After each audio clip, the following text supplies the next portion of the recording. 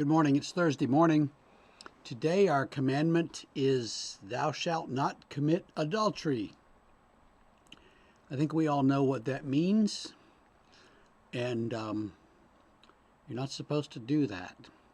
You're not supposed to be going around and messing with other people's wives or husbands. That's pretty clear. In the scriptures, two things happen with that concept. One is that Jesus pushes it back and says, you've heard it said, don't commit adultery. I'm saying if you even look at another person lustfully, then you've crossed a line, you see. And so he, again, pushes the commandment back a level and puts it on us, whether we've done the thing or not. We're certainly guilty of the underlying issue, which for Jesus is much more serious. The other thing that happens in Scripture is in the Old Testament, adultery is frequently used as a metaphor, excuse me, a metaphor for Israel's unfaithfulness to God.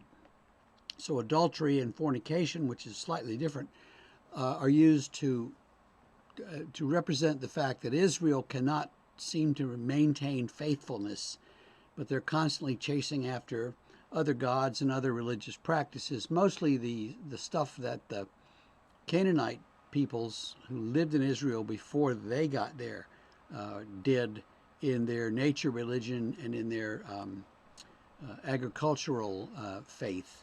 And so God is constantly calling Israel back from that unfaithfulness.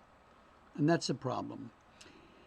So if we take those together, I think what we see is that God calls us to be faithful not only in our marriages, but in our relationships, but to be faithful to Him. So what could we do that might constitute unfaithfulness to God? One of them would simply be ignoring God and forgetting about God. Someone said once that we American Christians are practical atheists most of the time. Sunday mornings we worship God. The rest of the time we live as we please. And there's something to that, I think. We don't keep God before us, on a Wednesday or Thursday morning when we're going to work and going about our day. And so sometimes we let that slide a little bit, and that could constitute unfaithfulness, a lack of faith or lack of paying attention to God and God's activity around us in the world. We also might be unfaithful if we are choosing to do other things rather than worship God. If we decide, well, the church is okay, but I think I'll go to the lake this weekend or this Sunday instead.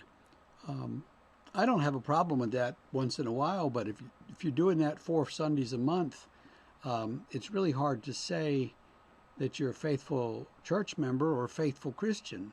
And I'm not trying to step on anybody's toes. I'm just, this is how it is. We need to be more attentive to our faith if we want it to survive. So those are things for us to think about as we read this commandment. There's much more to it than simply who you're sleeping with. It's much more about are you faithful to God? So, we'll see you tomorrow for some more.